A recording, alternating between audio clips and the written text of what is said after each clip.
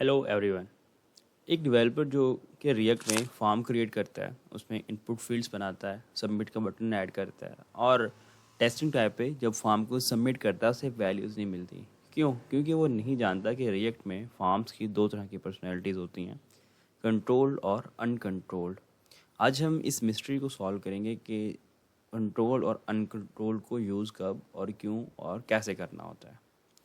तो simple words में control components क्या होते हैं? जिन कंपोनेंट्स को रिएक्ट की स्टेट हम के साथ हम हैंडल कर रहे हो या रिएक्ट हैंडल कर रहा हो तो उन्हें हम कंट्रोल कंपोनेंट्स कंसीडर करेंगे।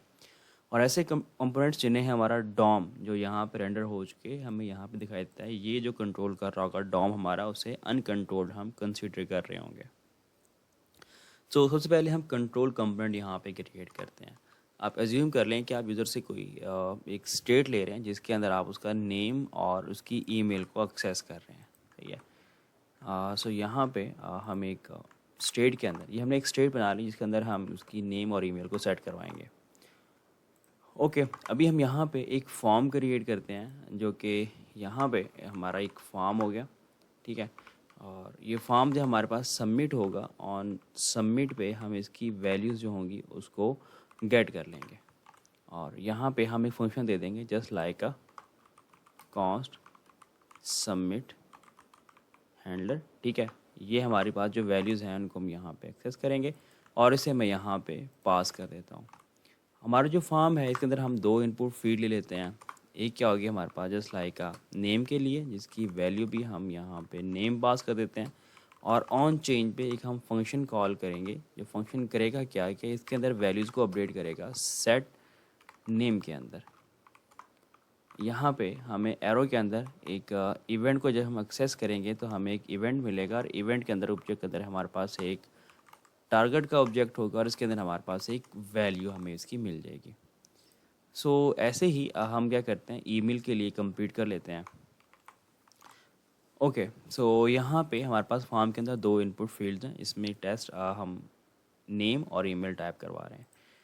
यहाँ पे हम एक बटन देते हैं जो कि इस फॉर्म को सबमिट करने के लिए यूज़ होगा जस्ट लाइक सबमिट।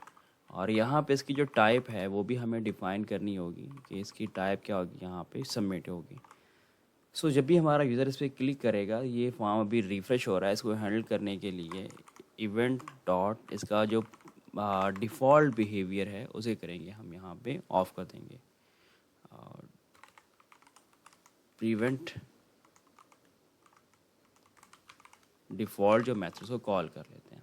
ओके, सो अभी यहाँ पे हम क्लिक कर रहे हैं, फॉर्म हमारा रीलोड नहीं हो रहा। तो अब ये जो हमारे पास दो इनपुट फील्ड्स हैं इनकी वैल्यू इंटरनली क्या कर रहे हैं, स्टेट में हैंडल कर रहे हैं और उसको बाय रेफरेंस में पास भी कर रहे हैं। तो यूज़र यहाँ पे टाइप कर रहा है, वो यहीं पे उसे मिल जाएगी यहाँ पे वैल्यू। और ईमेल है तो हमें कंप्लीट एक ईमेल टाइप फॉर्मेट यहाँ पे देना होगा। तो इसकी वैल्यू जो है इंटरनल हैंडल हो रही है। ओके, अभी हम बात करते हैं कि अनकंट्रोल्ड फॉर्म कैसे होगा। एट दी एंड फिर दोनों का डिफरेंस देखेंगे।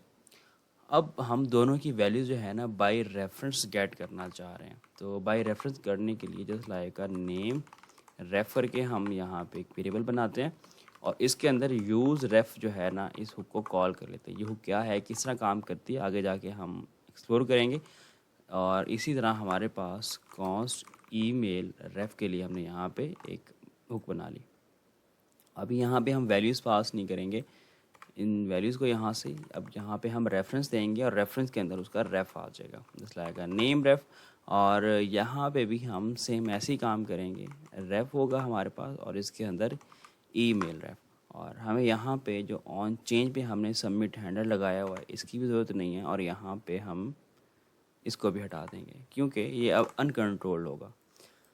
ओके, सो यहाँ पे इसकी वैल्यूज़ जा रही होंगी। अगर इसकी हम वैल्यू यहाँ पे गेट करना चाह रहे हैं तो हम अभी नेम लेट सपोज के नेम रेफ होगा, इसके अंदर हमें करंट का ऑब्जेक्ट मिलेगा और इसके अंदर क्या मिलेगी, हमें एक वैल्यू मिल जाएगी। ऐसे ही आप जो है ईमेल की वैल्यू गेट कर सकते हो। अब होगा क्या कि ये हमारे पास फॉर्म रेंडर होगा इस डॉम के अंदर। अब डॉम के अंदर से बाय रेफरेंस हमने ये एक एलिमेंट पास किया और इस रेफरेंस की के थ्रू हम इसको क्या कर रहे हैं, एलिमेंट को एक्सेस कर रहे हैं और उसके अंदर उसकी जो वैल्यू स्टोर्ड हो रही होगी उसको हम यहाँ पे एक्सेस कर रहे होंगे। तो अब ये जो फॉर्म है इसे टोटली डॉम कंट्रोल कर रहा है। इससे पहले जो फॉर्म बनाया था हमने उसे हमारे पास इसकी रिएक्ट जो है इंटरनली हैंडल कर रही है। सो दोनों में डिफरेंस ही होगा। अब हमें कौन सा कब यूज़ करना चाहिए? जब हम रियल टाइम वैलिडेट करना चाह रहे हैं तो हम कंट्रोल को यूज़ करेंगे। रियल टाइम वैलिडेट क्या होगा? जितने टाइप किया हम वहाँ पे कोई एरर दिखाना चाह रहे हैं, लाइक फ़ोन नंबर है उसके केस में आप उसे एरर थ्रो करना चाह रहे हो, तो आप रेफ के साथ नहीं कर पाओगे, इसमें आप बहुत सारी हर्डल्स हैं। तो कंट्रोल के साथ हमारे पास की एक्सेस है कि यहाँ स्टेटमेंट डाटा मिल रहा है, हम यहीं पे उस पर चेक कर सकते हैं। ऑन टाइम जैसे जो टाइप कर रहा है तभी चेक कर सकते हैं। तो अगर कम्प्लेक्स फॉर्म हो तो उनके लिए भी हम कंट्रोल फॉर्म का यूज़ करते हैं, बट अनकंट्रोल कब यूज़ करना है? जब हम जस्ट लाइक कोई फाइल अपलोड करवा रहे हैं, उस फाइल को एक्सेस करने के लिए हम अनकंट्रोल्ड फील्ड का यूज़ करेंगे, या थर्ड पार्टीज़ की इंटीग्रेशन कर रहे हैं तब हम अनकंट्रोल फॉर्म को यूज़ कर रहे होंगे। सो होपफुली कंट्रोल और अनकंट्रोल का जो कंसेप्ट है अभी आपके लिए क्लियर होगा। तो नेक्स्ट वीडियो में नेक्स्ट फीचर्स को एक्सप्लोर करते हैं, तो मिलते हैं नेक्स्ट वीडियो में।